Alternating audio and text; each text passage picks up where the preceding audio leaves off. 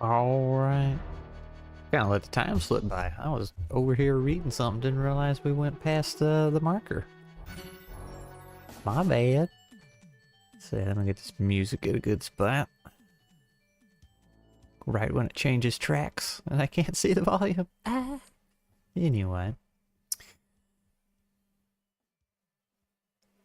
There it is. I recognize that. Is that Chrono Trigger? It is.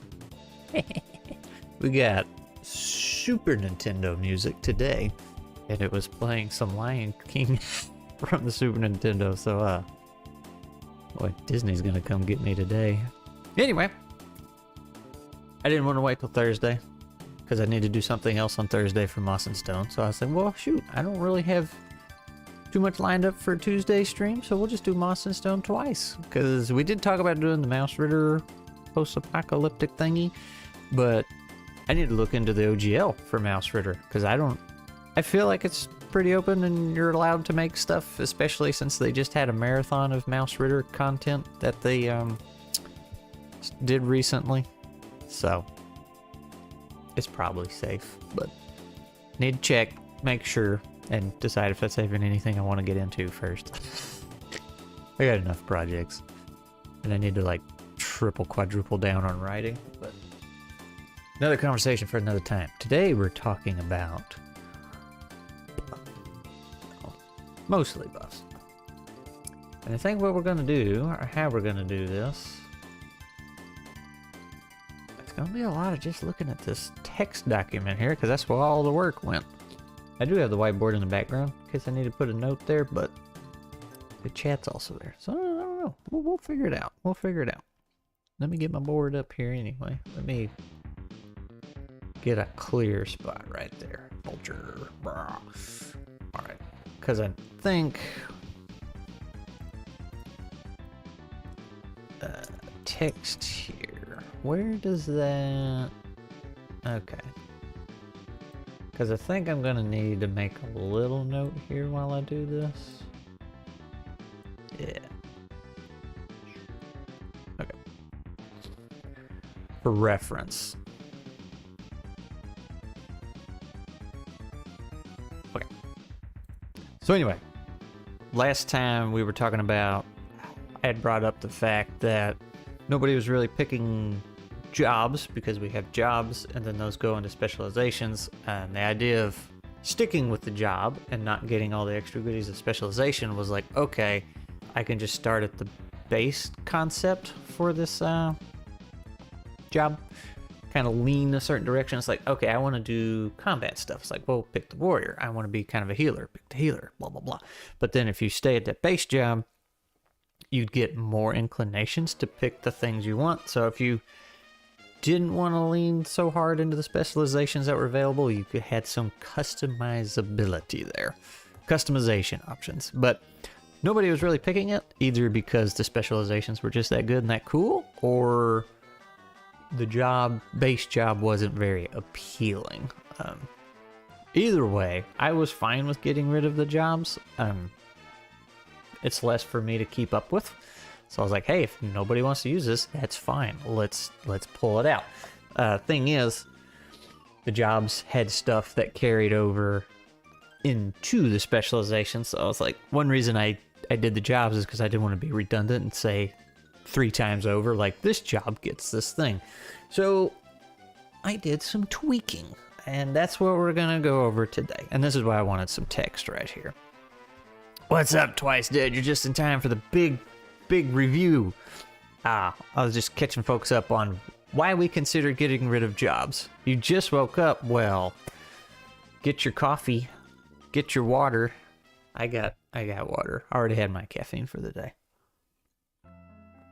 But yeah, pull up a chair, relax. We're gonna go over all these changes. So I was just saying the jobs had basic traits that carried over into all the specializations, and since we're getting rid of the jobs, I had to figure out how that was going to work in all the specializations, because a lot of times it got tweaked, so it led to some more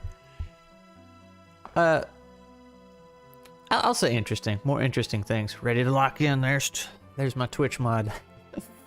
But yeah, I I like how this went with the specializations. Now, specializations, we're gonna have to change the name. I guess we're just gonna call it class, or maybe we'll just call them jobs, you know, or adventuring style. Since everybody's adventurers, I don't know. That's something for later. A rum and cola, my man. I like a good rum and coke. I had a little rum last night. It was pretty good too. What's your rum of choice? I like Captain Morgan. Just the old-fashioned spiced rum. Though Captain Morgan had a limited run of this thing. I think it was called Tattoo. It was so good. It was so good. Anyway, so we're going to go over this. So this is what I wanted the text here for. Because all the specializations inherited the jobs, stats, you know, your strikes, armor save, and everything. So warrior had, I got to be able to, S for strikes, this is 3. Everybody gets 3 strikes. I'm not even going to put that on there, except barbarian. Barbarian gets 1 extra strike. So we'll say A for armor save. Ooh, it's the theme.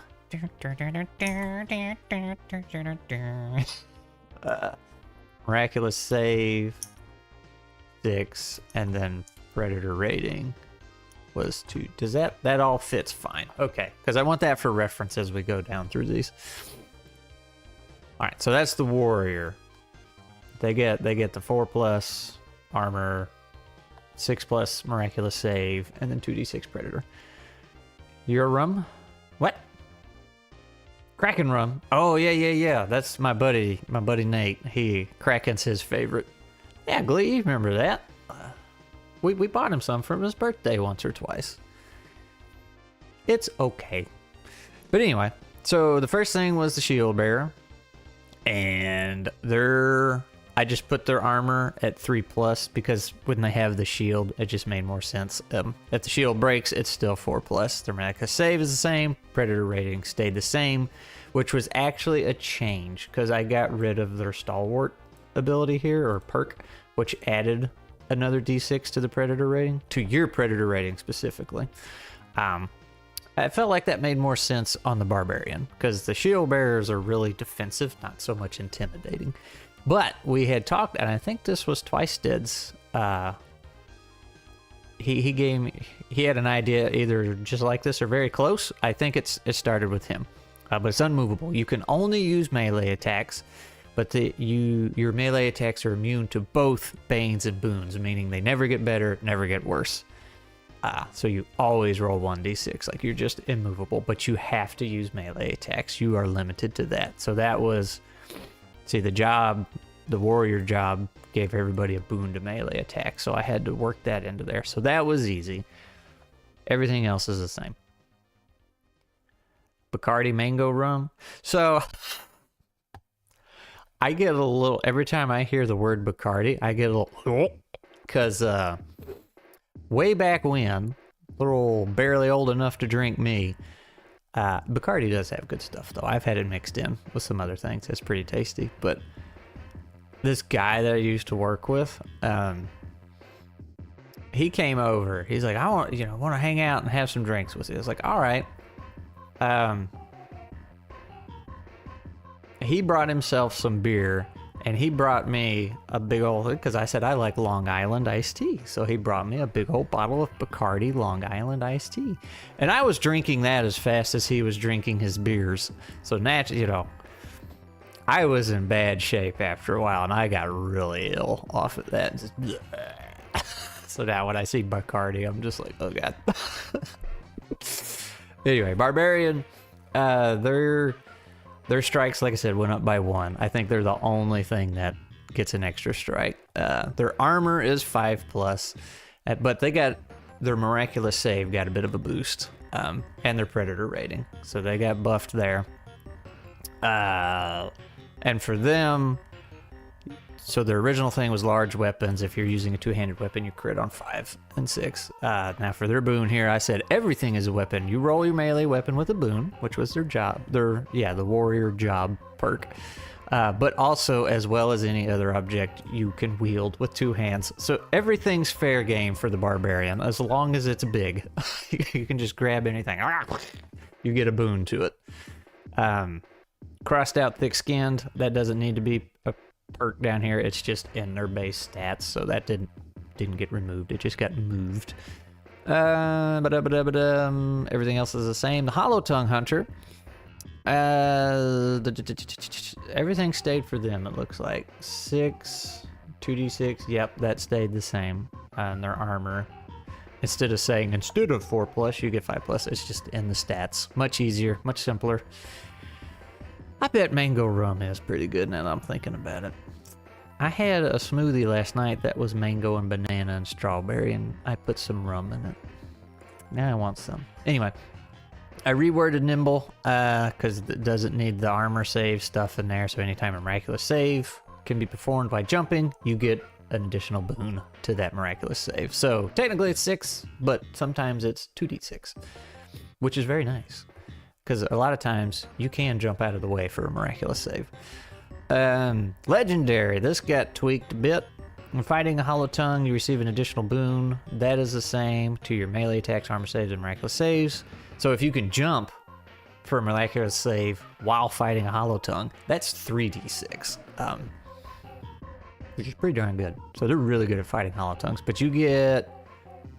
Yeah, instead of 1 boon to your party's predator roll, now you get 2 boons. And that's to the party predator roll. So if you're not the highest, you're still adding to the party roll, which is also something we're going to get into later. That's a smaller change. All right.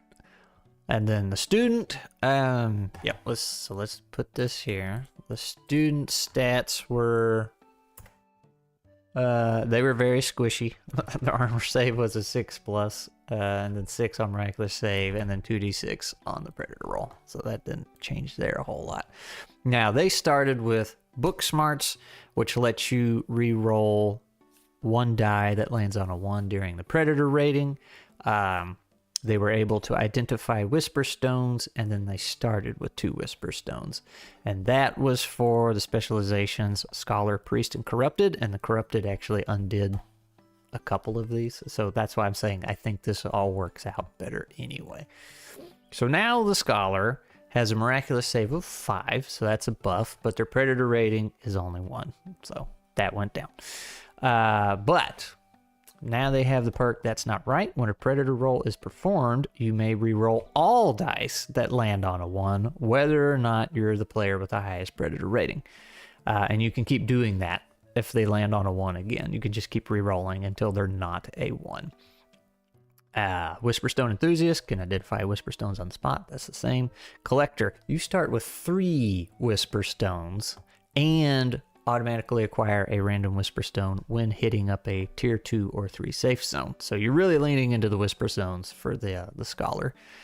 I read the manual. When using Whisperstone, you have a chance to not consume it. That's the same. I just renamed it because I thought it was funnier.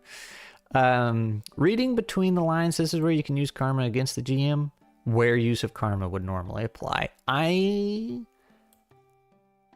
am on the fence on this one. It's a very good ability. Now, Core Easy D6, the Scald, I think it's called, which is essentially the Bard. He has an ability that's a much stronger version of this. I think it's any player within your vision can use Karma against the GM.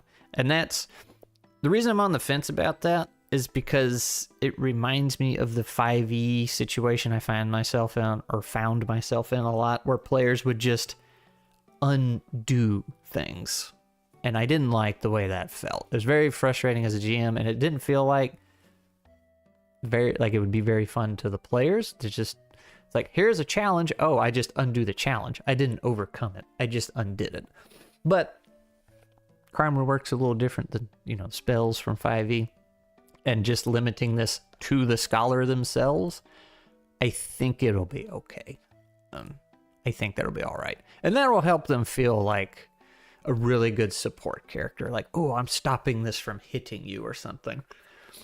I would blind the Bard if it gets out of... Yeah.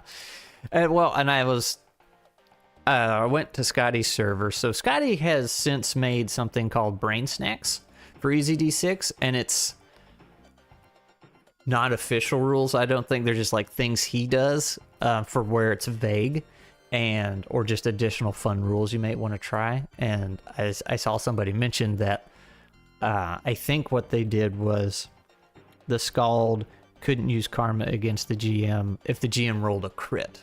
They couldn't undo that. I was like, oh, well, that's kind of neat, you know. That makes the crit still scary. Instead of, oh, you crit, I'm just going to undo it, you know. So, but just one person being able to do this, I think it'll be fine. And like I said, I can see somebody like Glee, who likes to be a supportive kind of character, really getting into this, and, you know, pulling people out of the fire there. With something like smoke or debris, not getting their eyes out of this. Yeah. No, that's a good point. And that's the thing, like, usually there's ways to work around stuff like that, but I never think about it till the next day. Or, you know, when I'm in the shower the next morning, it's like, damn it, I should have done such and such. That would have been so easy. You're a helper? Yeah. All right, so priest. Okay. Oh, wait, I don't need to change that yet. We're still under student. So priest, let's see. Their miraculous save. Everything stayed the same here. They had a boost before here under their perks that your miraculous save becomes a 4+, so it's just up here now. That's the same. Now, they get to perform miracles. That is the same, but that's, while just one ability, that is a very big ability. But I did give them this, Essential Tools of the Faith. You have 2 Whisper Stones that are special to you. Through your faith, these stones are charged every night with a random effect. You don't know the effect of your Whisper Stone until attempting to cast them. If the effect is not to your desire, you may reroll once and keep the preferred effect. So that leans into the faith thing. It's like, I don't know exactly what this is going to do. I just gonna have the faith that it works or does something useful. And then you have one chance to kind of roll something else, and then you can choose between the two. And then I might need to drop this to its own ability right here just to make it easier to keep up with. But while you can't recharge other Whisper Stones, you can still perform that same reroll on the Whisper Stone. Again, leaning into the faith aspect of things. And that's the same for them. So they have a couple little tools. They don't get to know automatically what a Whisper Stone is. They're just having faith it's the right one. And I thought that was kind of fun. But then, like I said, they have the recharge thing they can do. So the corrupted guy, I think this is the same. You start with corrupted Whisper Stone of your choice. Yeah, this I tweaked. Yep. So normally it was when rolling a 1 on your corrupted Whisper Stone, you don't cause additional complications. And as a reminder, when you're using corrupted Whisper Stones, anything that rolls on a 1 costs you a strike, but also causes additional complications. But they're not, the additional complications are up to the GM. But they're not supposed to hurt you directly. They can cause problems with other people, be it friend or foe. And then I had, yeah, that's what I had. You don't cause those complications. And I was like, well, that might not be too strong, but it kind of gives me the impression that this corrupted person is in control of the stone, and that's not the case.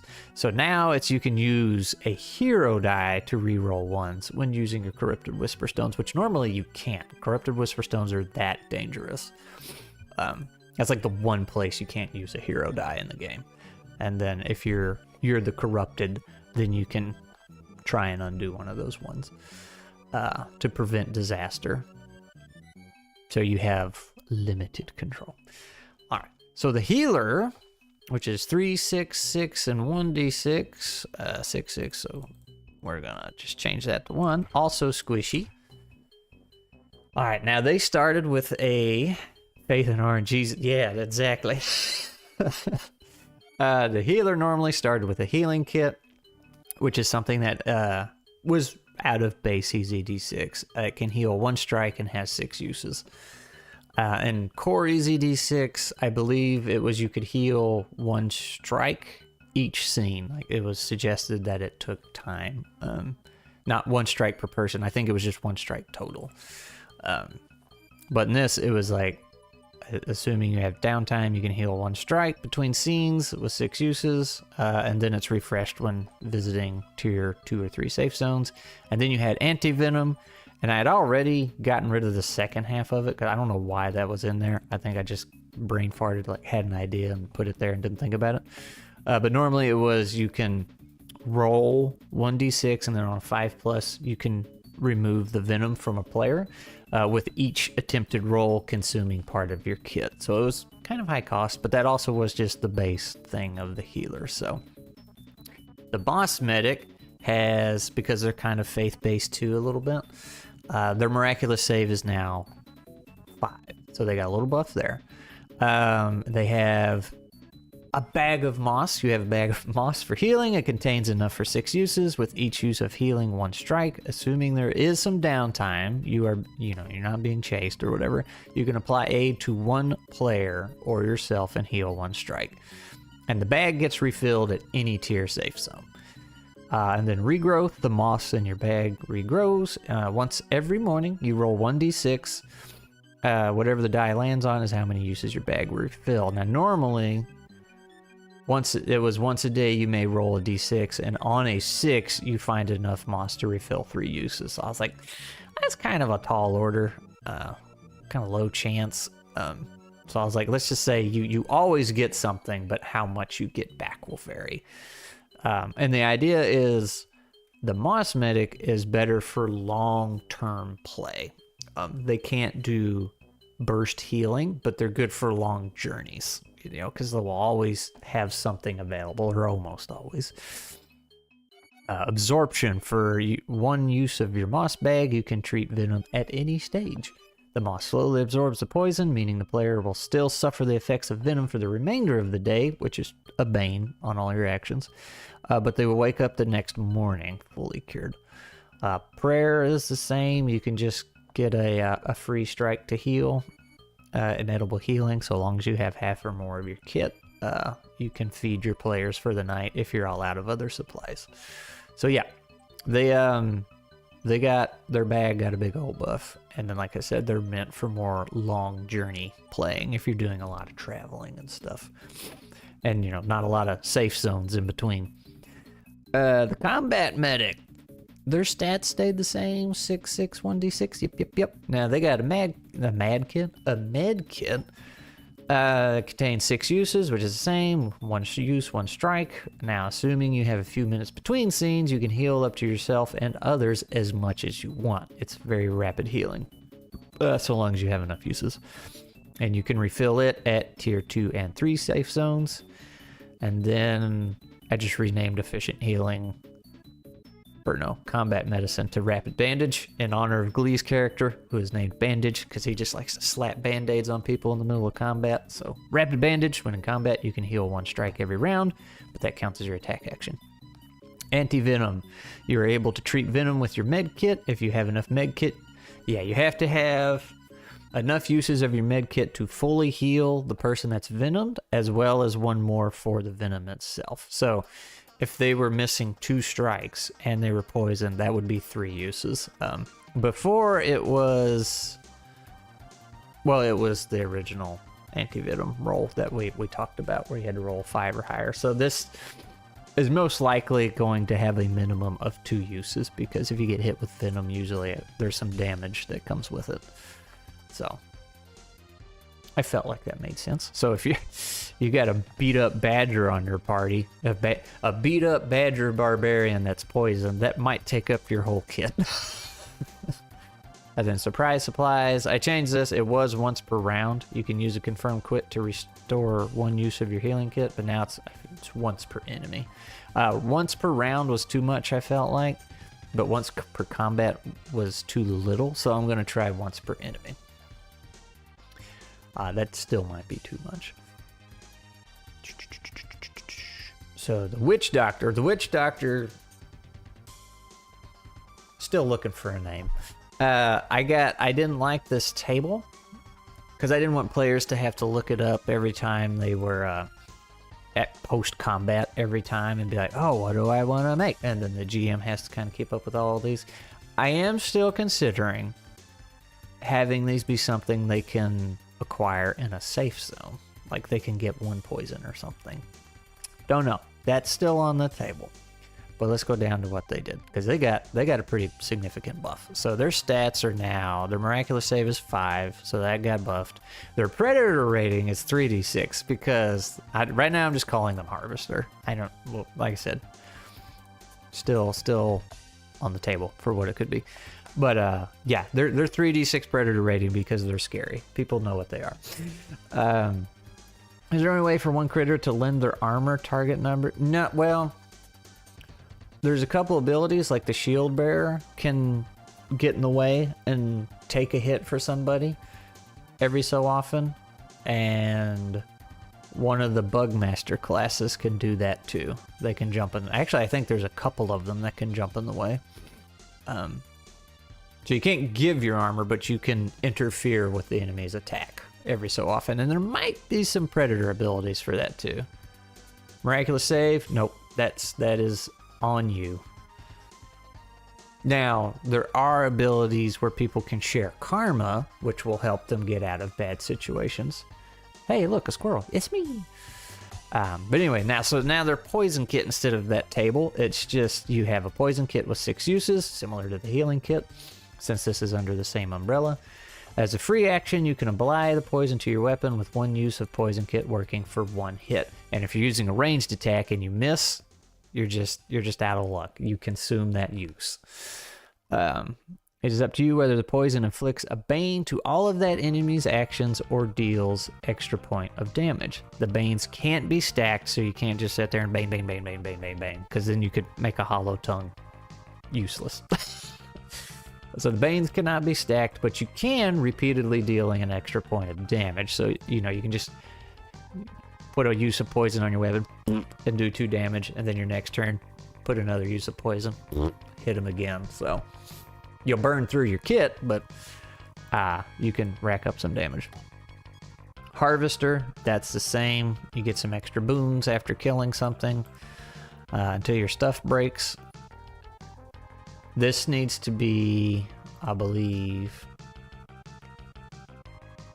oh, no, that's the wrong comment. Where's that one? Melee, or is this supposed to be defense or armor range? Yeah, so that needs to be defense, melee, or ranged, so you can do whatever you want. I will put that in later.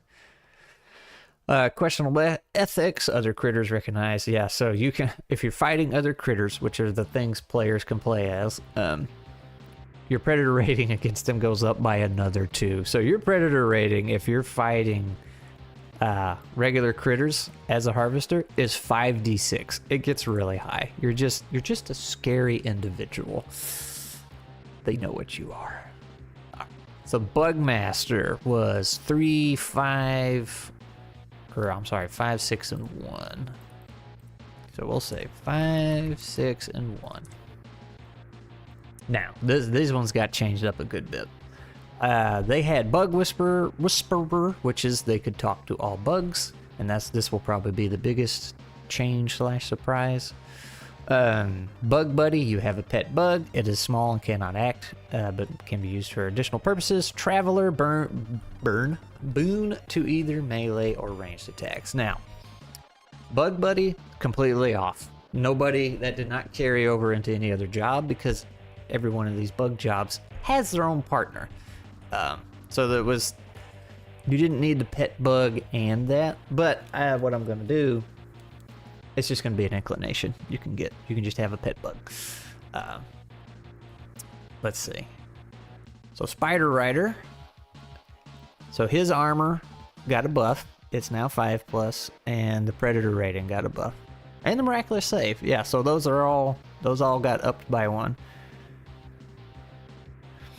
Bashcom is getting a film adaptation. Who would you choose to direct it? Oh my gosh, who do I trust to do that?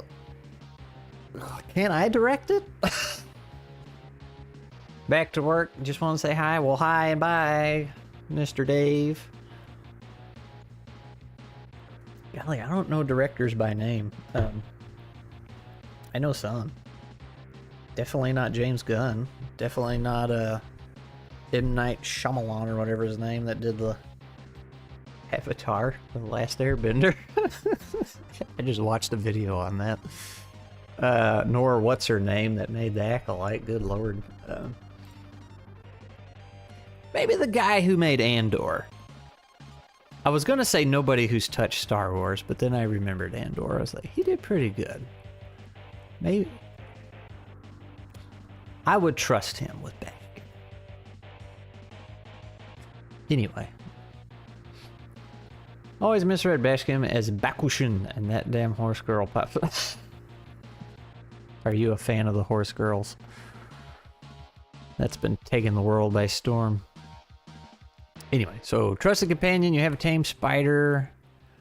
This is the same. I just clarified the stats. They have 3 strikes. Your spider has 3 strikes. And we'll roll all your spider-related actions with a boon, even biting, which is the spider's melee attack. So that just clarifies what they're capable of and can do.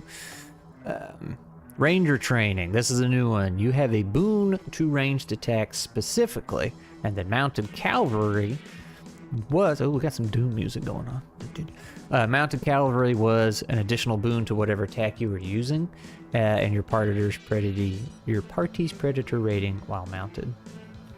The Weird Superhero Trilogy and Jojo Rabbit are the only good movies for that. Heck. Jojo Rabbit. So I say the Weird Superhero Trilogy. Is that what it was called? The Weird Superheroes? I don't know. I'm assuming hack director was Shyamalan. Tony Gilroy did Andor, Rogue One, and the Bourne. I didn't know he did the Bourne films. Interesting. I think he could pull off a good Bashkim. Let's see.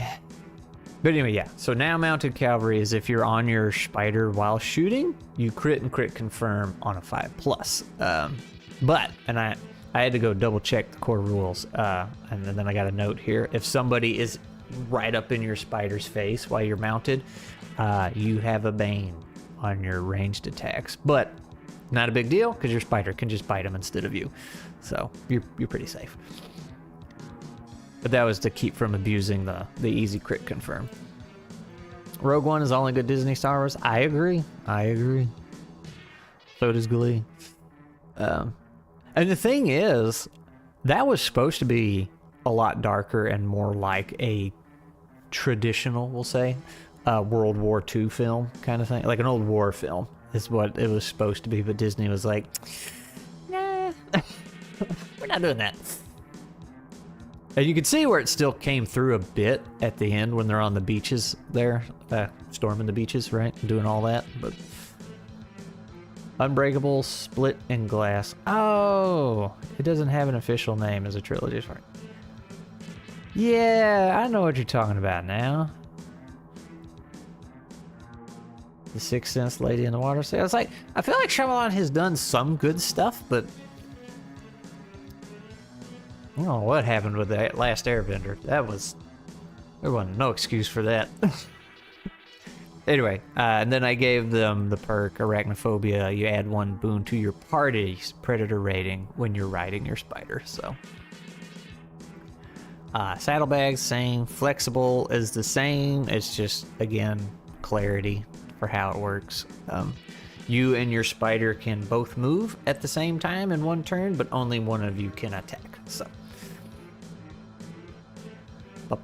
Beetle Buster. Oh, they got an additional strike, so I lied to you. Barbarian was not the only one that got an additional strike.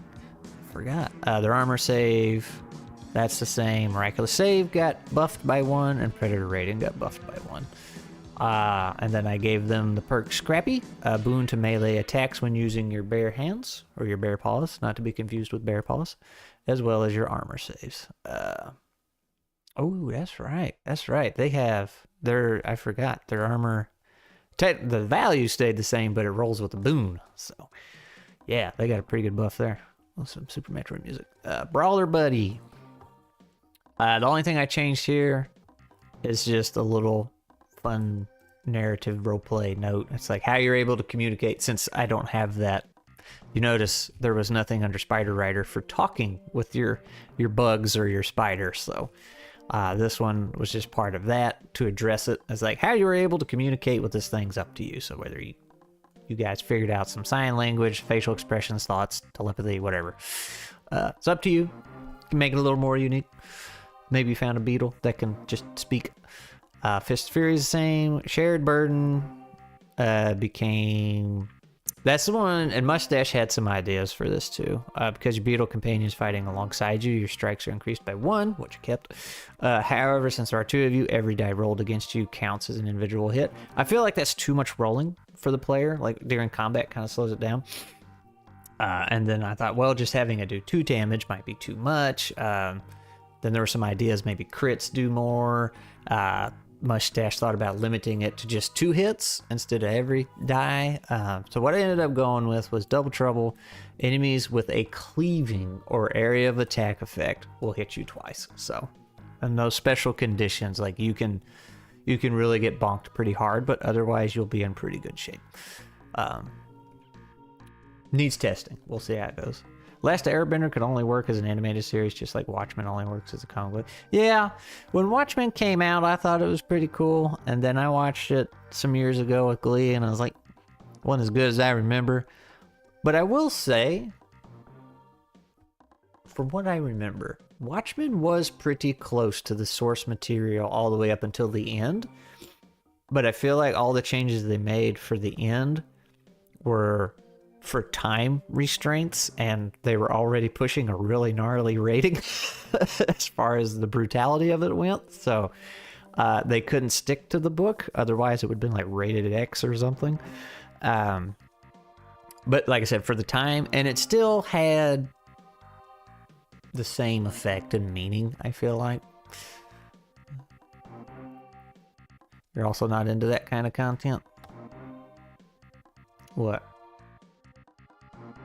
The Watchmen? Is that what you're talking about? Because see, in the if I remember right, the comic book, instead of a big bomb the dude was going to make and blow everybody up, he made the Beast of the Apocalypse, and it came out and wiped out chunks of the city and mutilated everybody. So like they didn't want to put that in the movie. What's up, man? What's going on? We working on the mosses and the stones. And then Swarmer. So Swarmer, I don't think he's supposed to have 4 strikes. I think that was a copy-paste mistake that I neglected. Yeah, that's supposed to be 3.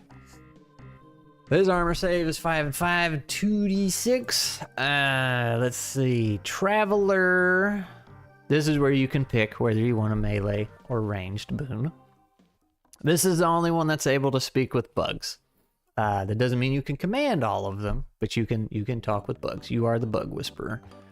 The swarm, you have a swarm of small and simple-minded bugs that follow your every command, even if it means death. The bugs can be whatever you desire. So this is more clarification. So nothing changed there. Pester's the same. Sacrifice. On a failed armor save, this is what I was telling you a minute ago, twice dead. You can send your swarm in to take the blow and damage the attacker for 1 strike. This destroys your swarm. Yeah, this got a buff. So normally when you consumed your swarm, you had to roll 1d6, and then on a 6+, you received a new swarm. And you could attempt that once per scene. So I was like, that's kind of the core thing of this class. So to be without it doesn't really leave you with anything. So I was like, you can just call forth a new swarm once the scene is over. So if you sacrifice them in the middle of a fight, you will have to finish the fight without them, which I think is plenty fair. Because that's kind of like a last-ditch effort. The fake alien. I love Rorschach, but I wish his mask didn't feature my parents' face. Dude, Rorschach was cool. Everybody liked him, right? And yeah, that is it for all the job changes. I feel like everything kind of fell into place. I don't know what to call them now, since they're not specializations. They might just be jobs or role, or maybe just hero path, whatever. Adventurer path. Maybe that's what we'll call it, since everybody's adventurers. I like that. Just adventure path. Well, I gotta give Glee some permissions. I forgot to check what my Oh, my title and everything's fine. I was going to make it something different, but remind me to do that later, Glee. But anyway, that's that. Now, the other thing I wanted to do, because we were talking about the Predator role, and we were throwing some ideas back and forth there, like, what were we doing? What were we considering? I considered some karma changes. Is like, is it too rough having no karma that often? And, you know, maybe you get more when you lose, or maybe you can only use it. There's Mario 2. There was a handful of ideas floating around, and this is what I settled on, I think, last night. At least to try. You also love Rorschach. It's kind of funny how it was meant to be a punch down to conservative thinking, but it ended up being... That's all a character with morals. Yeah. So this is what I'm going to do. When the Predator roll is failed, all players now gain an amount of karma equal to the amount of the roll that the roll was lost by, which is a Predator ability that I'm going to have to remove and add a new one. So that's something I'll need to do. So if the enemy rolled a 6 and you rolled a 4, then everybody gets 2 karma. So when you lose the roll, there's a chance for everybody to get a little bit of a boost to use on the next time they win. You can still gain karma per core rules. That's the same. A player can now, yeah, and this was the other thing I thought would help bring it into balance. So, yeah, and I'm gonna keep it to where karma cannot be used on the Predator roll. I think, yeah. That was one thing we were bouncing around. Like, well, what if every party member can contribute that? Cool idea, but then I got to thinking about it. I'm like, you're gonna waste so much time every round, at the start of every round, of everybody deciding whether or not they want to invest karma. So it's like, nope. So if you win, you win. You lose, you lose. But you do have an option before you even roll. One player can opt to sacrifice a hero die before the Predator roll even takes place, and that will guarantee you a win. So like, if you're going up against Holotongue, everybody might decide, all right, yep, let's just go around the table burning our hero dice because we need all the help we can get. So you just, when the round starts, you decide whether or not you want to take a gamble and then go. So that's how I want to try it. Here's all the changes I was trying to keep up with. Anyway, let's see. So yeah, that's where we're at. I think that's all I changed. Who else am I meant to root for? The failing Owlman, the unfeeling god, the malicious billionaire playing god, the traumatized sequel of Heroine. The only one searching for the truth. That's right. Good old Rorschach. That was a weird movie. Big naked blue man the whole time. It was a shock to a lot of people. So, all that said, let's see. Let's just go up here. Oh, there's my frog milf. Let's see. New class name. Or let's say new name for classes. I think I'm gonna go with Adventure Paths or Adventurer Paths. Because it's normally Hero Paths and Core Easy D6. And we've been saying for a while now that all the critters are adventurers, so just your adventurer path. Now we do need Predator abilities. Yeah, this one. The difference in rolls between you and the enemy will be rewarded as karma. So everybody gets that automatically now. So I do need a new Predator ability. Is it fair to assume you play D&D as well? Well, it's probably a fair assumption, but... And obviously our GM. Yeah, so I started in D&D. I started in 5th edition, and I ran one campaign for 18 months. We wrapped it up, and then that same group wanted to do another campaign. So I said, sure. And then we did another campaign for 18 months. And then I realized in the first campaign I hated Dungeons and Dragons. I really liked the idea of tabletop, and then I just had to power through the second campaign. So I have not touched 5e since those campaigns multiple years ago, minus one shot that I did to show off somebody's virtual tabletop. But I typically stay away from Dungeons and Dragons. So solid mix of GM and player. Yep. Yeah, started off very GM heavy and then ran a lot of one-shots and then started doing the YouTube thing and found a lot of other GMs. So I'm spoiled now. Critter paths, predator path. Oh, well, we don't have predator paths, but that'd be cool. I mean, every group had like a bad guy kind of choice, so I wonder if you get something special for like a, say like the witch doctor / harvester. Their predator path drawback could be a lot of people in town don't want to talk to them. Makes sense. Backgrounds, life paths. Life path, maybe. I think the background would be too confusing with aspects. Yeah, critter path. But yeah, to get back to you, the Dark Senate. I've been doing the indie thing since those two campaigns. It was just, I kind of forgot what I was going to say here. I got off track. I was fighting against 5e, and I was just trying to make sense of it. And it's just, at the end of the day, it's just not for me. If you enjoy it, that's fine. It's just wasn't doing it for me and my style of play and what I enjoy or how I enjoy running a game. And so I got into the indie thing. Easy D6, which is what we're making a playset for. That was the first thing I found, and when I started playing around with it, just found a lot of other people in the community, and they sucked me in pretty hard. So, and then the witch doctor, he gave me this advice. He said that, ooh, ooh, yeah. So that would be interesting though if we had there were hero paths, or what would you say? Critter paths and predator paths. Yeah, and the predator paths had a significant perk, but also a drawback. Oh, it's Kirby. Yeah.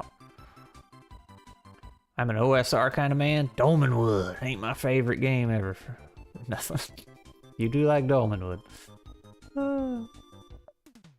But yeah, there's I also gave Pathfinder 2nd edition a shot for a little while. Was mostly helping somebody out. They needed a filler in their campaign, and Allie, I don't know how many months I played where we played every week, and I still couldn't tell you the first thing of how that game works. Have we played Dolmenwood? Yeah, I got turned into a clay statue. You haven't played Dolmenwood. Craig ran it once back in the BSF days, and then he ran it back in December as part of our little marathon we did. The Evocative World Dolmen. Dolmenwood's got a pretty cool, like, that's the way you can flip through the book just back and forth, and be like, oh man, look at all this stuff. So, it is pretty fantastical. But I was gonna say, tried Pathfinder is just like, I don't like the big crunchy ones. You know, with all these specific spell descriptions and everything. I like a little more rules light, flowy, narrative focused, that kind of thing. So if we're getting rid of, where was it? Give and take. If I want to play 5e, I run Shadow of the Demon Lord. It feels like a better 5e. I don't know that one. Shadow of the Demon Lord? And that's the other thing about 5e, right? It's so overdone. Like, it's just, I don't want to say it's everywhere, but it, it probably is. It's just, that got a little loud. Everybody tries to make a 5e conversion. It feels like it's like, just go make something new. Matter of fact, I never heard back from that guy. He was what the K-pop Demon Hunter, well, the not K-pop Demon Hunter conversion for 5e. We were supposed to have an interview and talk about it. I think, I might have scared him off.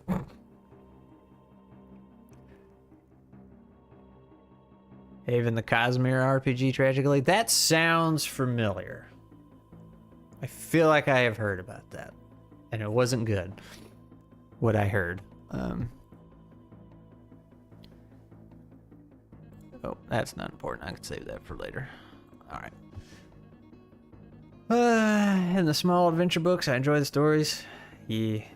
Brandon Sanders. Oh. Brandon Sanders Universe RPG.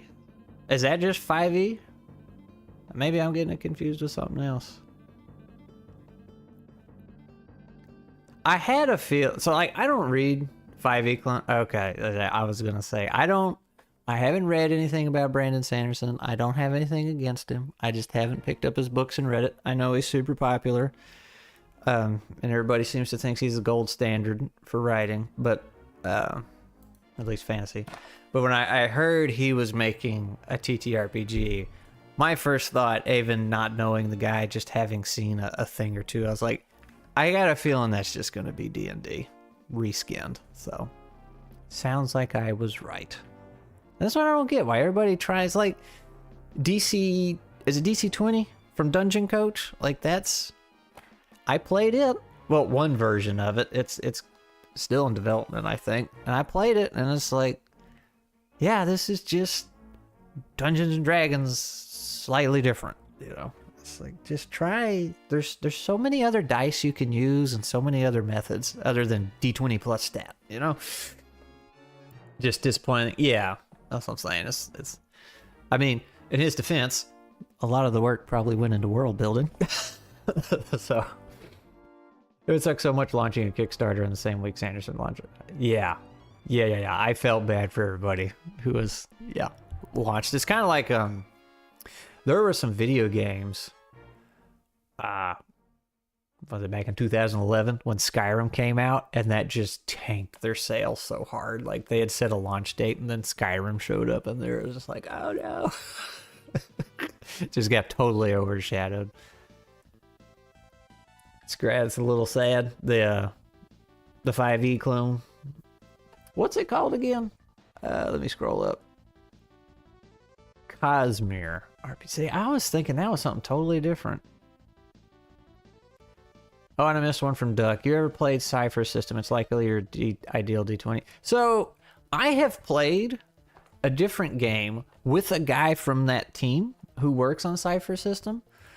And Wes from DM Tales brings up Cypher System a lot. It gets mentioned a lot when I'm working on these indie things. And it gets referenced a lot. But I still haven't played it. I want to. Like the GM intrusions and stuff that you can do. Like, it sounds neat. I want to give it a shot. And that guy, like I said, I played 2 games with him. He's super fun, dude. Always got his little tiny rat dog with him. Oh. Better than 5e in my opinion, but still 5e-like, but he didn't make it himself. It was B. Yeah, well, I was gonna say, that was another thing. I'm sure he didn't have a lot of involvement, right? That's usually how that goes when you're, your big name, and it might be his world, and he might have made sure all that was, coherent with how it's supposed to be. But yeah, a lot of that got outsourced. The man has the money to make it out of his own pocket. Why go to Kickstarter at all? He does a lot of his projects through Kickstarter. The Cypher, it's free. Wes Allen has various introductions. Wes Allen. Is that the guy who made it? Because that sounds super familiar. Or no, Wes Allen's a YouTuber, right? Not to be confused with the Wes of DM Tales. Anyway, Kickstarter. So this is where I'm like, I don't know where the line is, but it has to be somewhere. It's like, okay, Kickstarter's great if you're like me, you don't have a big backing, or, you're not in the business of making whatever it is you're trying to make. You got something new you're trying. Like, Kickstarter's great for that. It's like, hey guys, I have this product. if you're interested, put your money where your mouth is and I'll go make it. That makes sense. But like, I don't like it when I see established companies, doesn't have to be massive companies, but somebody who's already made 1 or 2 or 3 things and they're still going to Kickstarter. And it's like, you know, that's when you're a business, that's the risk you have to take. You're supposed to come up with something new and you take the chance on whether or not the masses are going to want it. Like, I don't know where that line is, where you're you know, I'm going to say you're not allowed on Kickstarter anymore. Like, you've done this too many times, because, you know, there's a lot of people that make multiple TTRPGs and then they don't make enough to make another one, but people really like it. And, you know, it might just be a hobby. So it's like, you can't say, okay, you've made X number of projects, you're no longer allowed on the platform. But like, when you see game studios, with good sales behind them get on Kickstarter, it's like, you know, this, It is, dude? Okay, I can't even remember Wes's name. Oh my gosh. Oh man. I didn't know he had a bunch of videos on it though, but I knew he liked it. Ashes of Creation is...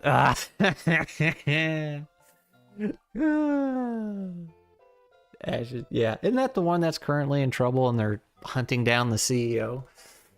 Because he took everybody's money? Yeah, but see, how often does that happen?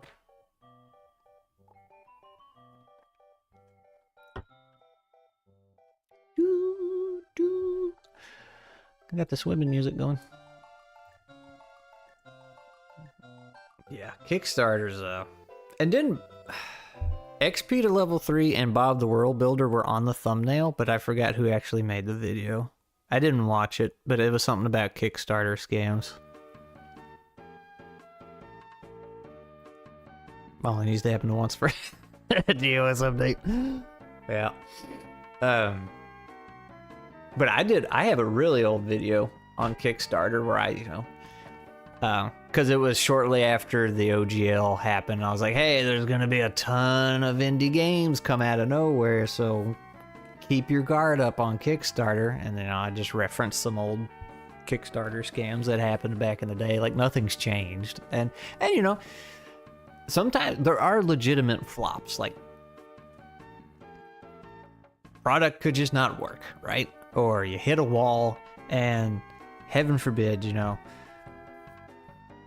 life happens. If it's an individual, in our case, if it's just an individual making a TTRPG, life could just get really bad and they're unable to deliver. Like, you know, somebody could end up in the hospital or something. You never know. Like, that is a risk you take, but there are so many products on Kickstarter that are very clearly not legit or not going to go anywhere. Trench Crusade got like 6 millions and the product is mediocre at best. $1 million campaign on some fantastic. Yeah, they did have cool art.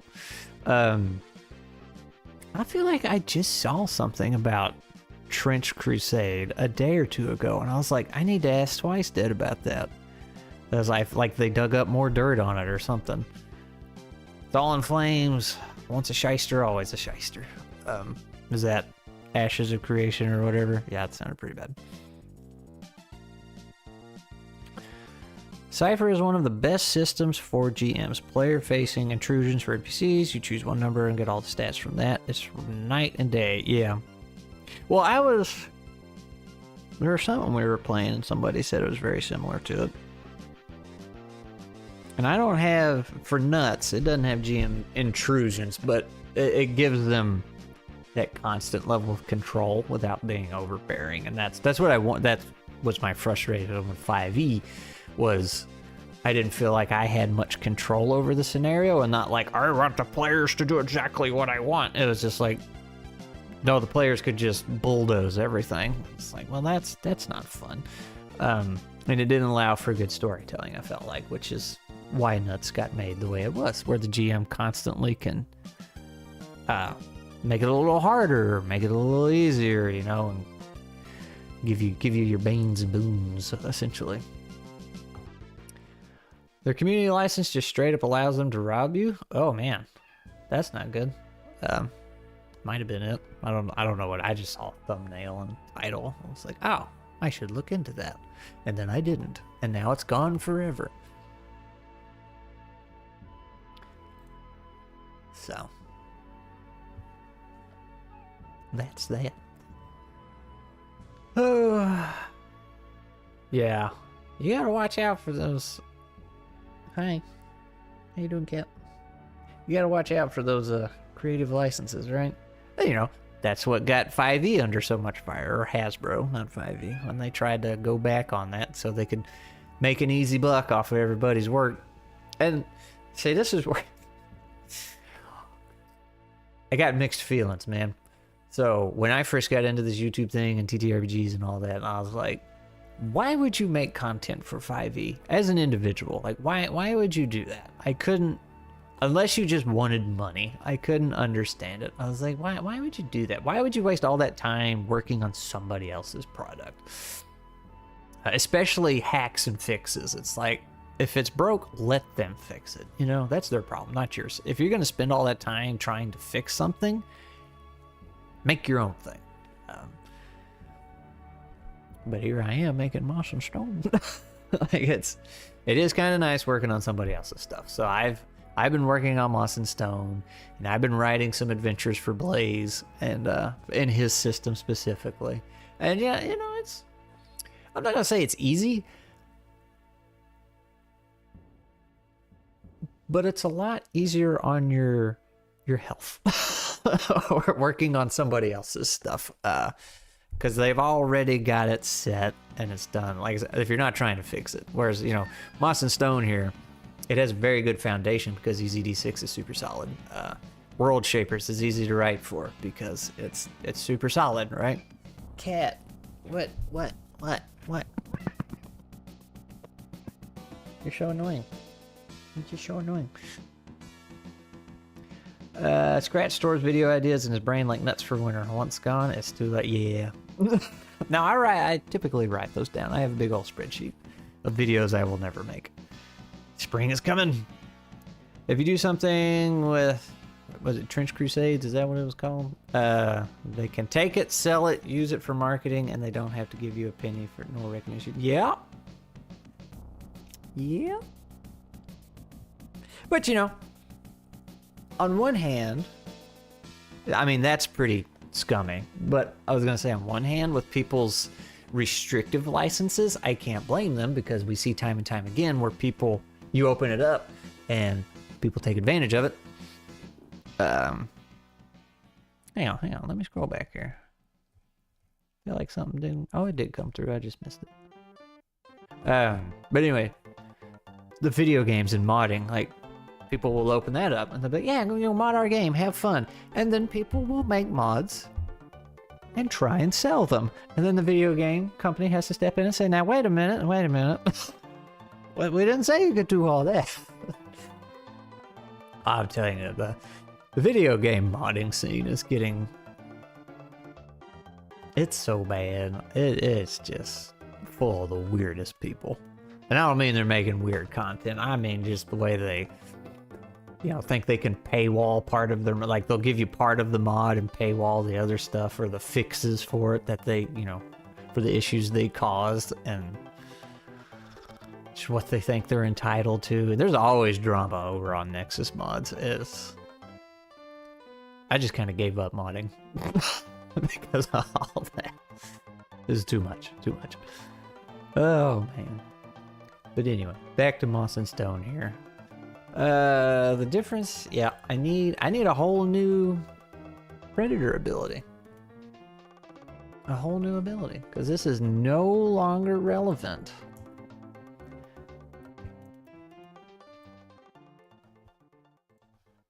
Oop. There we go. No longer relevant. They promised. Oh yeah, promises. Companies are great at keeping those. They promised that they will always be welcoming to small creators, that they wouldn't become another games workshop. Now it's clear they speed corporate policies. Modding scene is about to become a whole separate industry. Yeah, but it can't, right? Because you're not allowed to charge for mods. Per terms of service for all these other games. Is that Godzilla? It is. The Super Nintendo Godzilla. Good portfolio pieces all the time. Yeah. They are good for that, but like I said, when you make a mod for a game, like you're just doing that to be doing it. Like when people get in their mind, oh, I can make a living off of this, off of other people's work. That's where I kind of start getting,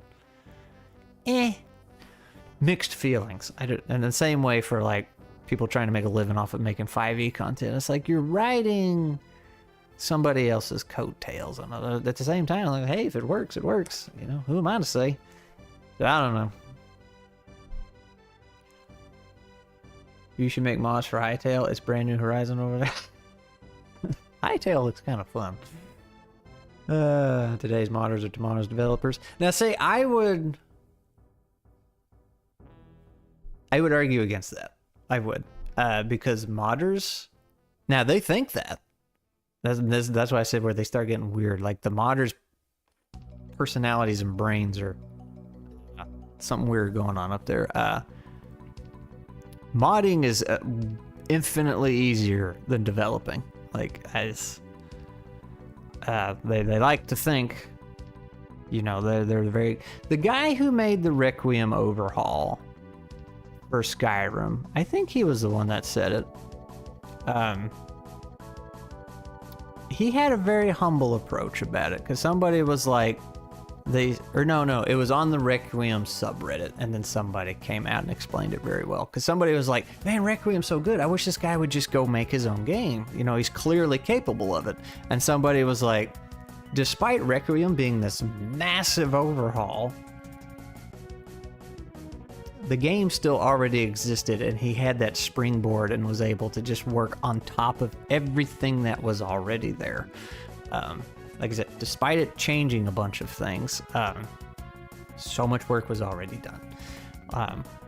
And then they did a very good job of explaining that. And, you know, they weren't beating him up or anything. They're just like, no, what he did was very impressive, but like, it's so far from actually developing a game in full.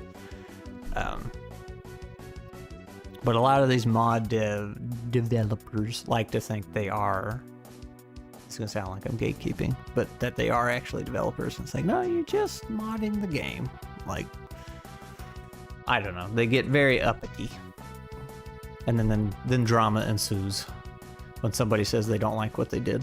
Or it's really funny when somebody's like, hey, this mod kind of breaks my game, and then a couple other people like, yeah, had the same, had to remove it, and then the mod author gets really pissy and mad. And then that got so bad from mod authors removing their mods from the site that Nexus Mods had to make, not a rule, it's just a way the site functions when they upload their mod. They cannot take it down. They no longer have the power to do so. That got so bad. People getting so pissy. But yeah, good portfolio pieces for starting out. I agree. I don't know any developer that didn't get started on modding while they were in school. Taking someone's product and elevating it tenfold like Requiem sounds like a service yet to be me. Yet to be to me. Yeah, and it's like, I super enjoyed Requiem. That was a super fun overhaul for Skyrim, but as cool as it was and as fun as it was still Skyrim. You know.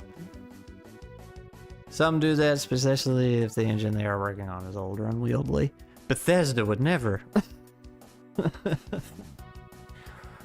They would never.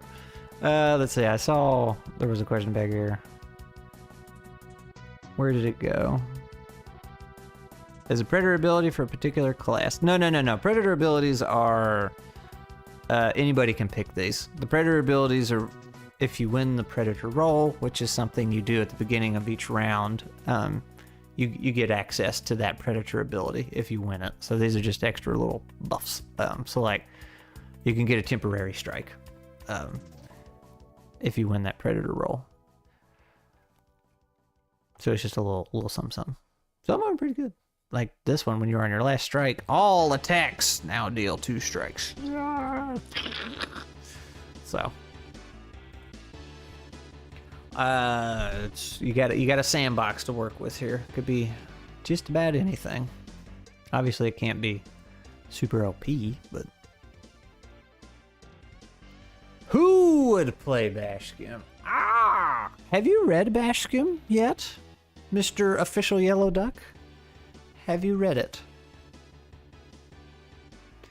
And would you rate it 10 out of 10 or 100 out of 100? Who would play Bashkim? Bashkim's kind of short. So there's that. He's a little on the short side.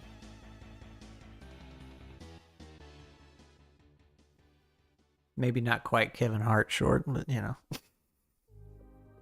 Poor guy. Who would play Bashkim? I don't know, man.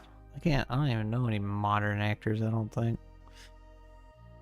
100 out of 10, sir. Oh, gosh. Good answer. I like the Official Yellow Duck. Arcanum, the old CRPG, is notorious for being a nightmare to work with. That sounds familiar. What is Arcanum? Let me go look that up.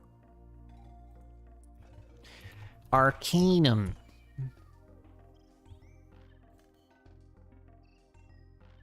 I remember that. Never played it, but I remember it.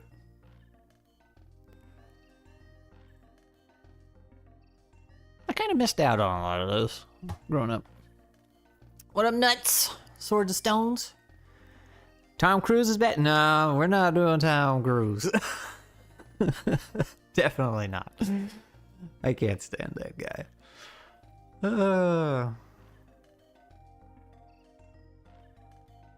Also, I think he'd be too tall, believe it or not. Tom Cruise and his 3 front teeth.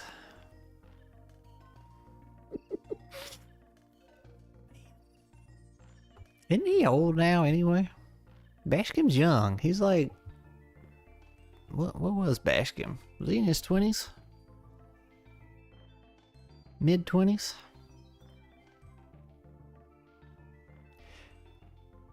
I don't think the physical appearance matters much. Makeup and camera angles. Yeah, there is that.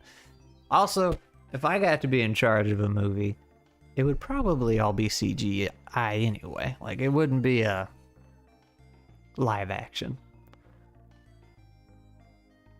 Does give and take serve a certain role? Predator ability, fail predators cause of easy to get it. Well, give and take, everybody has that by default now, is what we're gonna try. To make the loss on a predator roll a little more forgiving.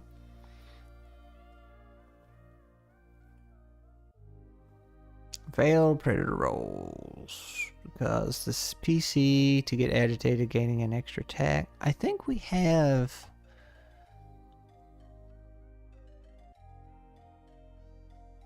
What do we have? Maybe not 2 attacks. You rush, eye for an eye. After landing a hit, you may attack another enemy that is next to you. And you can keep doing that. So long as you don't miss. And they haven't been hit already. So we have something pretty close. And then we have counterattack once per round. On a successful armor save, you can hit them back. Animated. Yeah, I'll say it'd either be CG or animated. Whatever. Drawn animated, whatever you call that.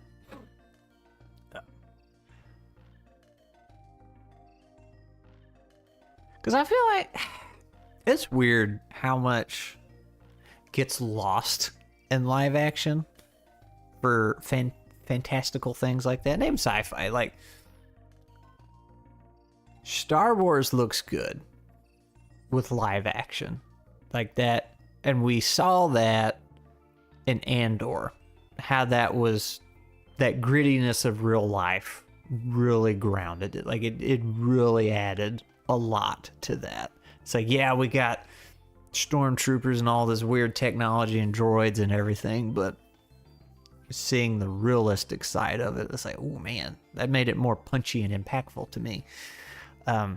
Whereas if you got into the Jedi, lightsaber, and Force kind of things, then I feel like it'd be better animated, whether it's computer or drawn. Like the Clone Wars, like the lightsaber fights, I thought in the animated Clone Wars series, because there's the Clone Wars that was all computer animated, and then there was the Clone Wars that was animated by the Samurai Jack and Dexter's Lab people. The computer generated one. That one was... I thought the lightsaber fights in that were way cooler because they could move more unnaturally and it flowed better. But those are like two different sides to Star Wars. Which company is animating? Gosh, I don't even know any. Lord of the Rings trilogy proved you wrong. Oh, gonna be honest. My brother's been bashing the Lord of the Rings trilogy recently.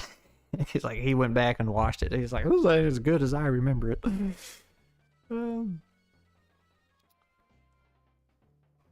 I think it looked okay.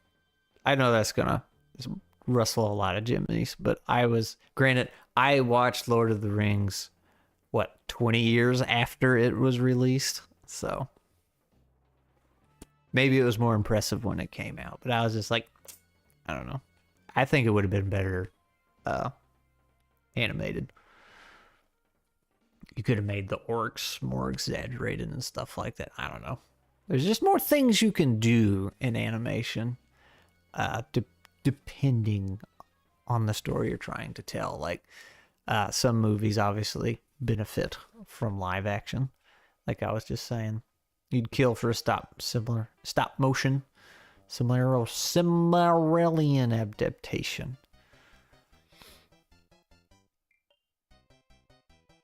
Hayao Miyazaki presents Bashkim. What did he make? Glorong is a giant puppet compared to standard archers would be amazing. What did how you spell that? Hayao Miyazaki. Oh, is that Studio Ghibli dude? Japanese manga artist. Yep, Studio Ghibli. Okay. I was like, as soon as his picture came up, I was like, wait a minute. You're gonna slap yourself with the Google? Man, look, names. You know how I am with names. Can't do it. Even worse when it's not something simple like Bob or John. Look, I couldn't even remember Wes's name earlier in the chat from DM Tales. I was like, Wes Allen, that sounds really familiar. Oh, that's DM Tales. And I was just talking and hanging out with him last night. I was talking to him this morning, as a matter of fact. The Ghibli Grandpa. Yeah. Squirrel brain. Yeah, that's what it is. It's the squirrel brain.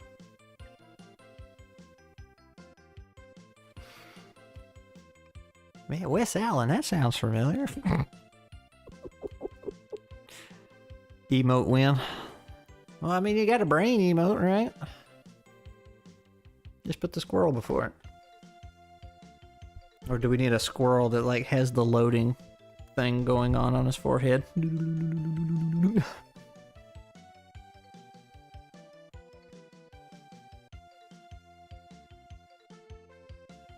A basket movie would be cool, though. If there's any massive directors in the chat, give me a call. I'm available. Happens when reading and watching something. Man, it happens when I just live. Never remember anyone but the main character. I can't remember people I work with. I never forget a face, and I will remember, you know, all your issues and goings on in life that you have shared with me. And if I haven't seen you in 10 years, I'll be like, oh yeah, how'd such and such end up? But your name?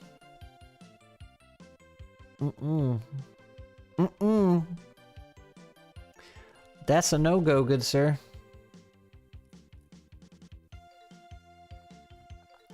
That is a no-go.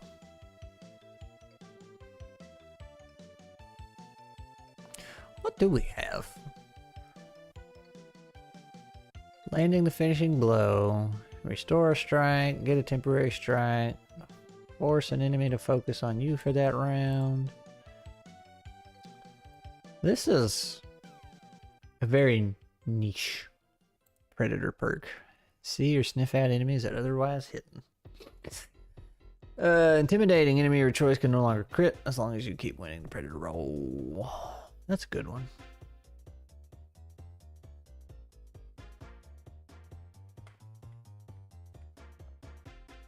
What is this? Toy Story.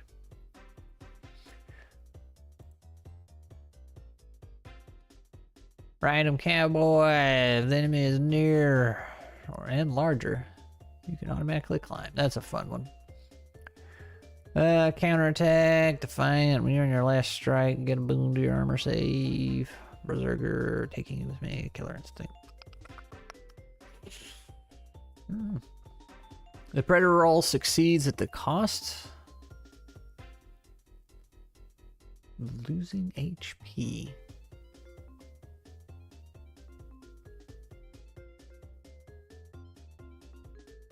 That would be something you use before the predator roll. But it could be interesting. Sacrificing HP to force it if nobody's got any more hero die. Hero dice.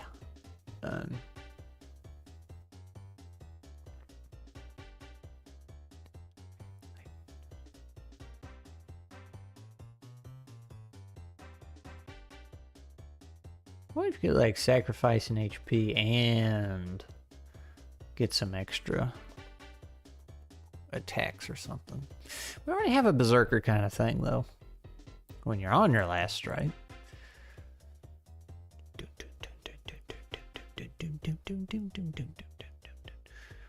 That's a trippy song. You're at 0, you keep going. Big crit confirms. Analyzer, let her rip. You release a pungent odor. Only targets. Yep. Close the gap. I thought that was... No, it's right there. Eye for an eye, you take damage.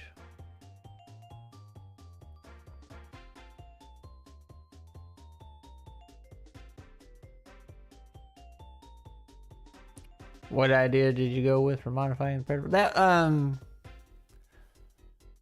That was everybody gets this. Everybody gets karma. Yeah, we didn't do any of that. Twice did. I scrapped all that because I didn't want them arguing every round.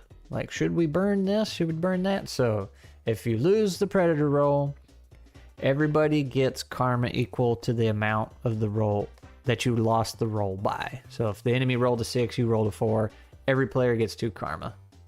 So that you get a nice little boost if you lose. But you can, if one player wants to, they can sacrifice a hero die to force a win on the predator roll, but they have to do it before the roll is even made. So they have, essentially you decide whether or not you want to gamble. And then if you decide to gamble, then you just have to go with whatever happens. There's no more decision making after that. So I feel like that would speed things along. It still gives you an option to just kind of overrule it. And then if you end up losing, it kind of cushions it a little bit by you at least get 1 karma. Everybody will at least get 1. And you might get 2, you might get 3. You never know. Sounds a bit busted, but I don't know.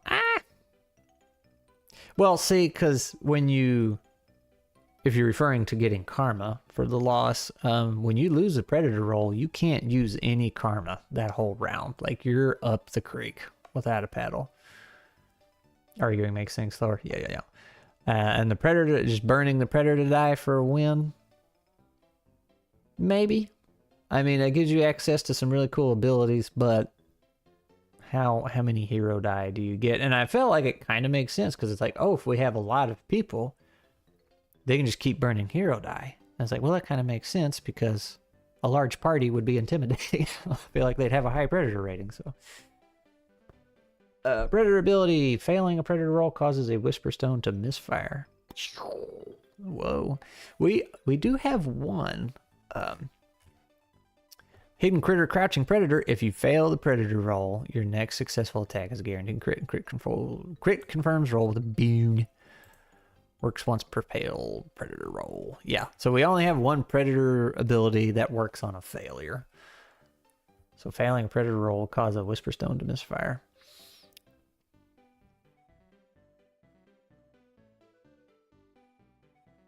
That would be so. Maybe not a misfire.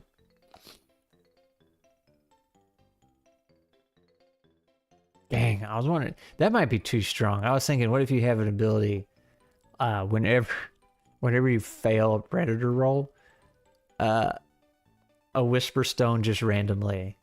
It always, every fail, you activate a whisper stone somewhere in the world, and it triggers on you, but that would lead to a lot of rolling. Plus, let's see.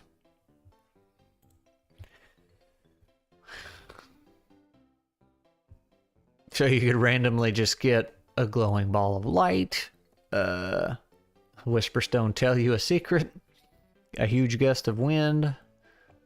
You could randomly animate something. That'd be funny. Terrify the enemy. Make some moss clumps. Yeah, that wouldn't work, but that sure would be funny. That would be funny.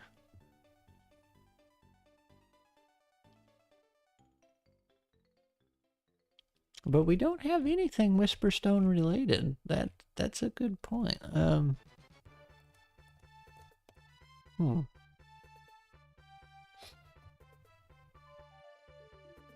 Charges a Whisperstone. That would be way too strong.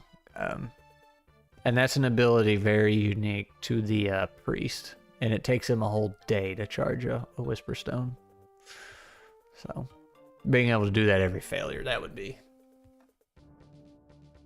Everybody would be picking that one.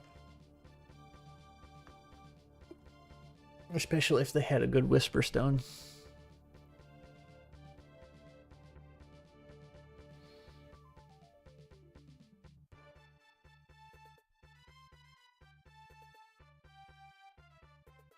What else could we do with a Whisperstone, though? I mean, Whisperstones are pretty strong, so doing something with them every round, well, every round you lose, would be... That's probably going to get too out of hand. And the hollow tongues just don't let you use karma, so your bone would... Yeah, I really hit the karma system hard on this one. Which Scotty probably finds amusing. It's not because I don't like the karma system. Even though some might think that after one video I made. It's because I was using the karma system wrong. But see, the counter to karma is magic, but there's no magic in this world, so. Or you forget the karma. Yeah, that's my problem. I always forget it exists. And it's not just me. I feel like most people I have played with, if not everyone, forgets to add their karma when losing rolls.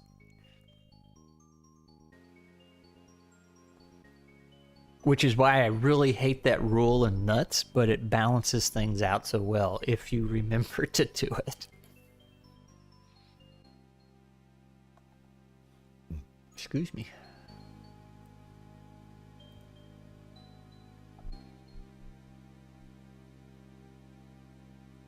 Can't gain a Whisperstone. Hearing a Whisperstone would make no sense.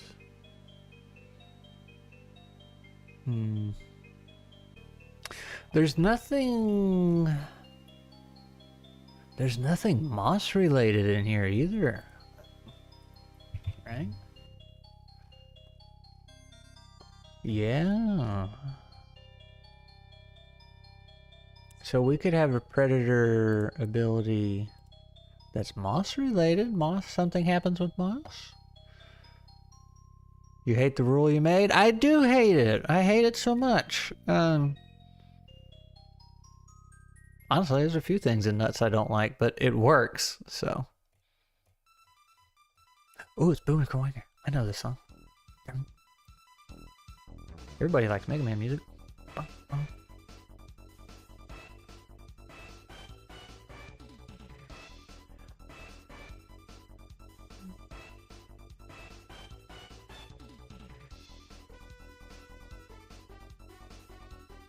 When something just works, it just works, right? Todd Howard. So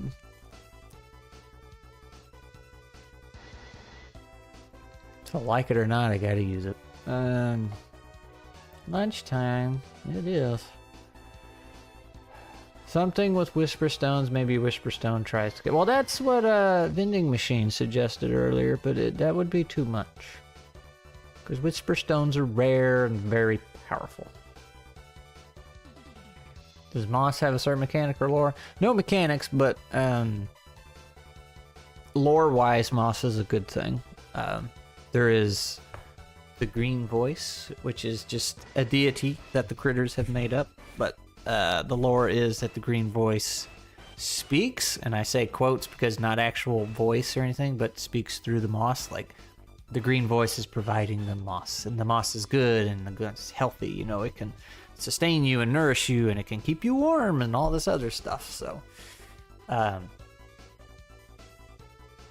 not gonna say like the moss is holy, but it's a respected thing for those of the faith.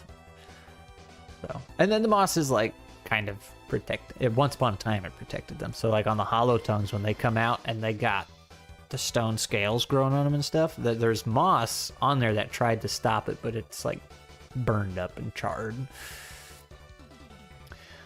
The surrounding moss dries and will ignite in flames the next time the enemy wins the predator roll. So we have a Whisper Stone that does something very similar to that. Silencing the Green Voice. Ugh.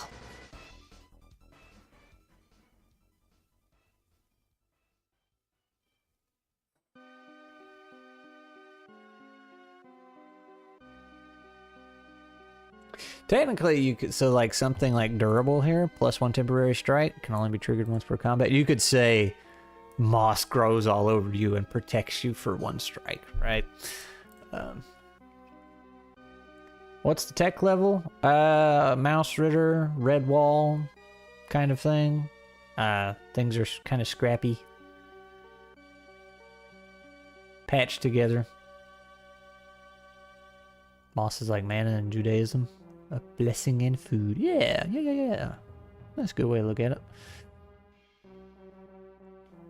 So, yeah, tech level, no guns. Basic metal work, I guess, for tools and swords and whatnot. Medieval, essentially. That kind of thing. Upon failing a predator roll, moss grows ever more near. But what do you do with it?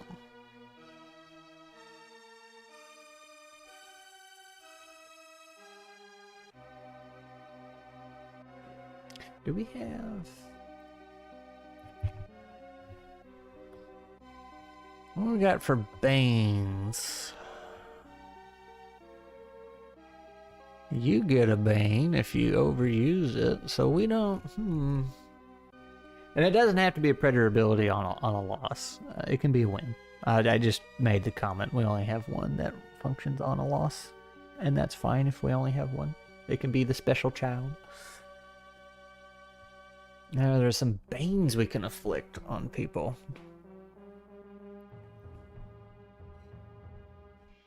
You gotta be careful with Banes, because if people start stacking that up, your bosses can become very weak.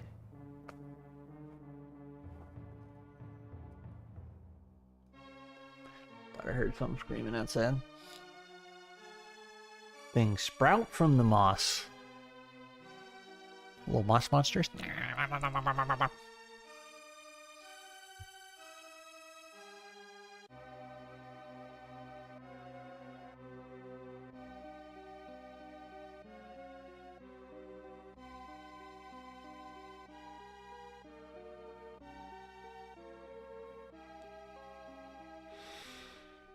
Yeah, I was gonna say, like, applying a bane somehow to the enemy would be cool, but we have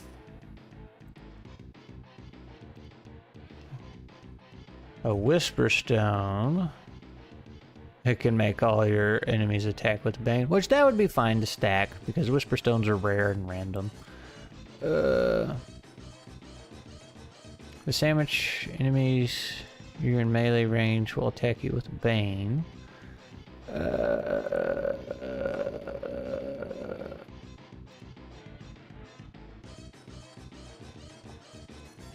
The Witch Doctor can apply a bane.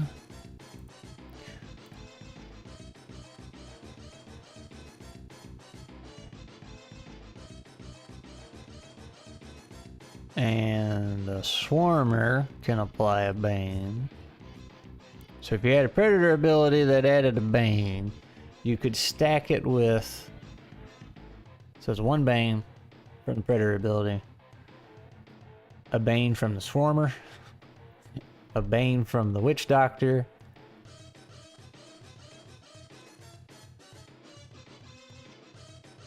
and technically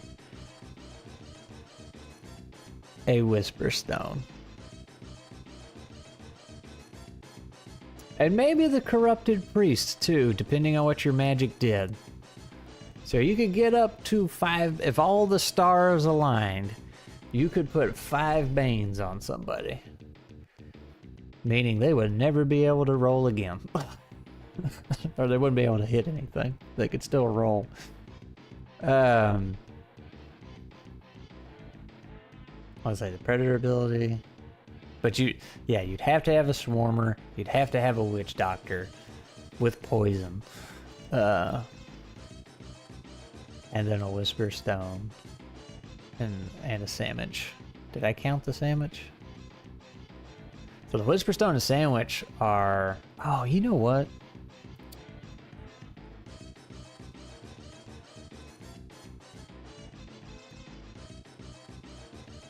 I think that mushroom melt's gonna be too strong. I bet when I made that, I was thinking it was just for one encounter. The sandwiches last all day. Enemies you're in melee range will attack with. That might be too strong.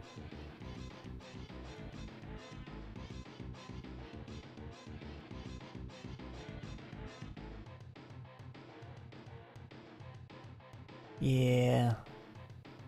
I mean, they're still miraculous.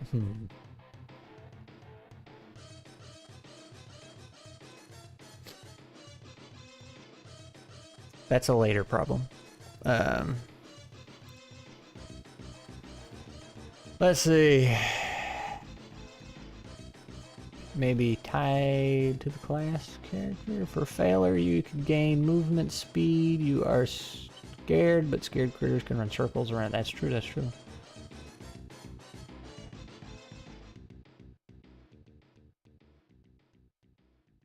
That's, you know, making a little escape artist. Not only does your movement speed increase, but maybe you're really hard to grapple that round or something like that because you're just panicking. I like that. Witch Doctor may have a poison sprout from the moss. Berserker may have a frenzy mushroom. Predator ability on a successful Predator roll. The player can choose to consume one or more banes to deal bonus. Ooh.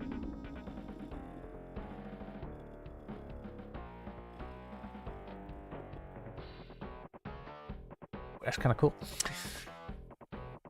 Power of friendship. Predator ability on a failed predator roll. Moss coats PC becoming makeshift armor. +1 defense. Yeah. You what? +1 would be a boon, not a actual +1. Because +1 would be insanely strong. But a boon, mate. That would make your shield bearers almost invincible. All problems can become later problems if you ignore it long enough. That's true. That's very true.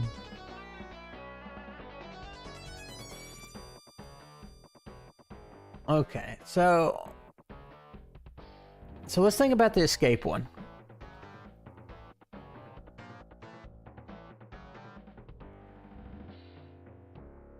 Where was it? I lost it. Movement speed, you're scared, but yeah. So we have closed the distance, or closed the gap, that lets you sprint, but you had to sprint towards an enemy, and then you hit him on the head, or, you know, hit him wherever, and you get some boons for that. But if you lose a predator roll, maybe for that round you have like double movement speed, and you have like an extra 2 boons to being grappled because you're just panicking.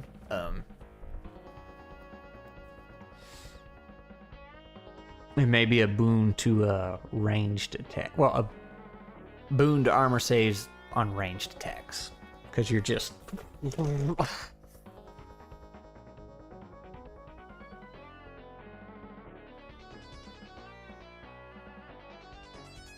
You guys are ready? Is he D6 shooting in the dark? Hey, some of his shots have been pretty close, though.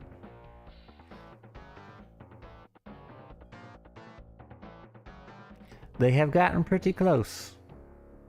Some have been dead on. Some have been way off in left field, but that's okay. We like those because they can inspire other ideas. Sometimes you need that outside the box thinking, because you get stuck in the zone. I'm kind of liking the sprinting thing here. So let's... What's the one I'm getting rid of? Give and take.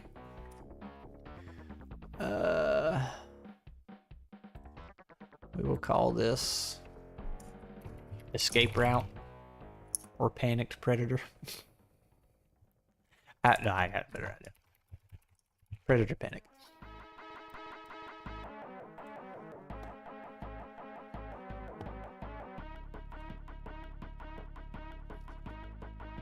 Theme park.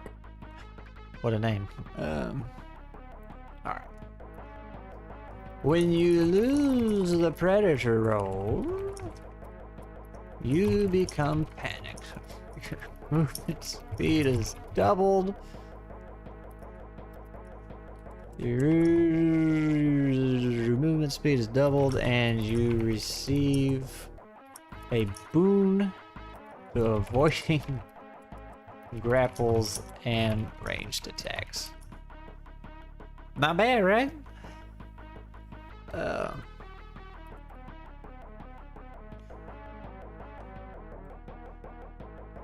Additional boon. That's when you're on them. You get a boon when you're on your last strike. But that's all your armor saves, not just ranged ones. Boon to crit confirms. Boon to attack. Yeah, okay. I kind of like that.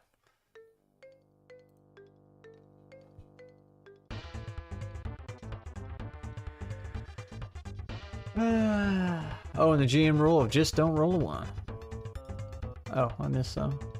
Watched a video on it, but it was a few years back. I just remember rolling 6 as a success, and the more 1d6 is, the better. I mean, that's pretty much all there is to it. The GM rule of just don't roll a 1. Yeah, I love that rule. I've used that so much in other games. And after I read it in Scotty's book, I'm just like, yeah, just tell them not to roll a 1. It doesn't seem like much, but it's enough to get them kind of reconsider what they're doing. Like, that's a pretty easy jump. I can make that, right? It's like, yeah, just don't roll a 1. Then they're like,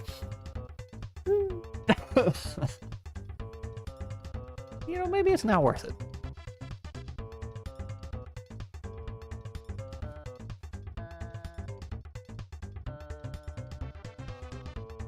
I got kind of loud. The audio balance of this music is just frustrating. Yeah.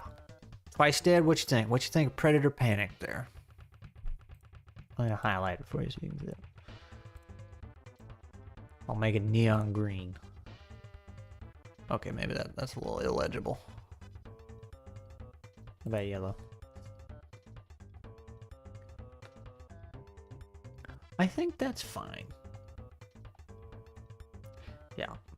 And that might be all we do today, because Thursday we're going to be back at it again, and I'm going to try and just make really easy dungeon maps. Like, just not Moss and Stone specific. Like, no, this is just a dungeon.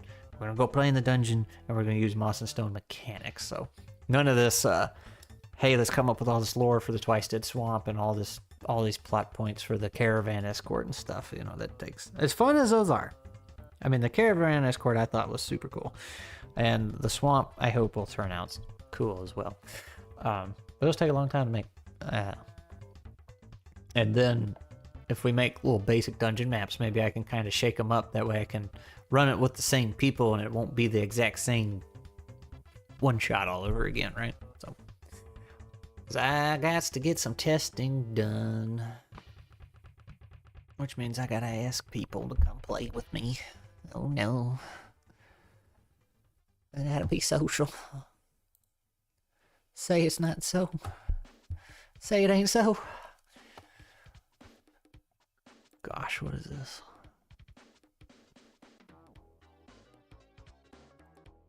Sounds like the 90s, that's what. Yeah, we're wrapping up. I think that's a good stopping point. Enjoy your lunch. I will go get me some lunch, maybe. Do some writing, I guess. But Thursday, we'll be back Thursday. My schedule's been kind of light lately on the YouTube side, so I did my last interview for this next video I'm working on with the mental health professionals and TTRPGs. So I got to start patching all that together. I hope it turns out good. It's very outside of my wheelhouse, but we'll see. Everything's got to be done the first time at some time, right? So I will ping you all immediately because I made a short yesterday. I released it and then completely forgot to tell anybody, so I'm gonna ping everybody as soon as I'm done now and say, hey, I made a short yesterday. It's about my incredible dice rolling skills. And I need to get some more games going on Friday or Saturday, but till then, so far all I got is Thursday. More Moss and Stone. We'll make some universal dungeon maps. So I will see y'all then. Later.